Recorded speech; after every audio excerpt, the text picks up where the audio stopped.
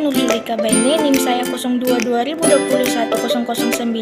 Saya mahasiswa dari STIKA Santan Elizabeth Medan, prodi saya D3 Kebidanan tingkat 1. Di sini saya akan mengobservasi sebuah video tentang konseling. Jadi nanti di sebuah rekaman video saya akan menentukan apakah sebuah komunikasi itu ada terbina hubungan baik antara komunikan dan komunikator atau pasien dengan bidan, dan apakah ada proses mendengar aktif dan bagaimana proses bertanya efektif dalam komunikasi tersebut. Sebelumnya saya akan menampilkan atau melaksanakan sebuah komunikasi. Selamat menyaksikan, Bu. Selamat pagi, Bu. Iya, Bu, selamat pagi. Ada yang bisa saya bantu? Gini, Bu, perut saya sakit sekali, Bu. Apakah Ibu sedang menstruasi? Iya, Bu, saya sedang menstruasi. Baik, Bu, sebelumnya perkenalkan, nama saya Nurjulika Baini. Saya mahasiswa dari STIKA Santan Elizabeth Medan. Saya prodi D3 Kebidanan. Kalau boleh tahu, ini dengan Ibu siapa? Coba Ibu perkenalkan, nama saya Obrigada Hati dulu. Saya dari NIAS, Bu. Salam kenal ya, Bu. Iya, Bu Bidan. Baik, Bu, bisa Ibu jelaskan apa penyakit seperti apa penyakit Ibu yang Ibu rasakan? Begini ya, Bu, sakitnya itu di bagian perut, bagian bawah, seperti diembas-embas dan terasa terpeliti, Bu Bidan. Selain itu, Bu, apa ada keluhan selain yang Ibu rasakan selama haid? Ya ada, Bu.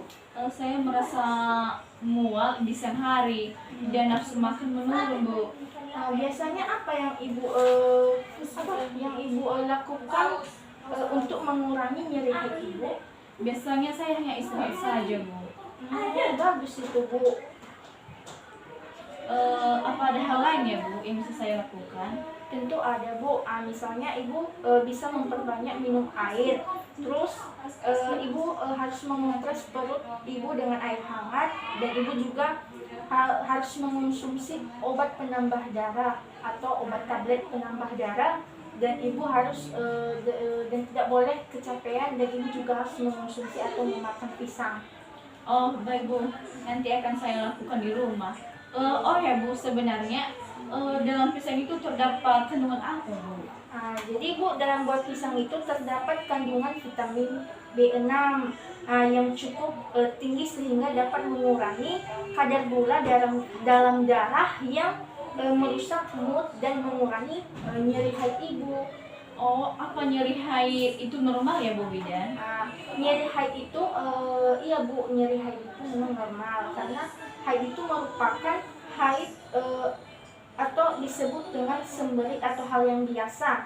Jadi Ibu tidak perlu khawatir karena itu haid biasanya terjadi pada wanita. Dan kalau boleh Bu, Ibu tidak boleh mengonsumsi teh selama menstruasi atau selama haid ya, Bu.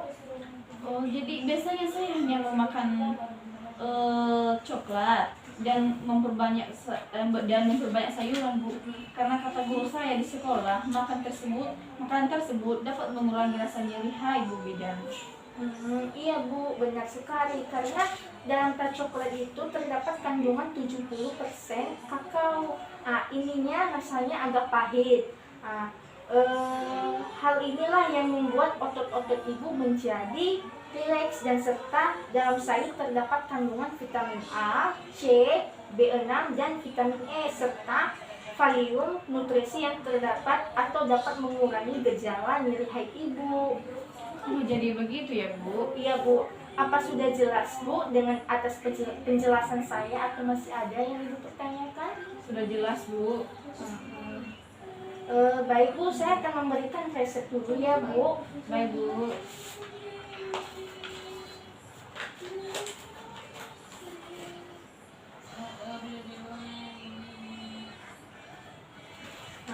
Ini, Bu, saya kasih resep obat penambah darah. Nanti Ibu minum sekali sehari setelah makan. Terus, Bu, Ibu tidak boleh mengonsumsi atau meminum teh selama menstruasi ya, Bu. Iya ya, Bu. Kalau boleh saya tahu ya, Bu, kenapa ya saya tidak boleh minum teh saat haid? Karena, Bu, dalam teh itu terdapat kandungan kafein. Jadi hal ini akan menyebabkan nyeri haid. ibu tambah sakit. Oh, jadi begitu ya, Bu? Iya, Bu. Baik, Bu. Terima kasih ya, Bu. Iya, Bu. Sama-sama, Bu. Baik, Bu, saya telah melampirkan atau telah melakukan sebuah komunikasi konseling.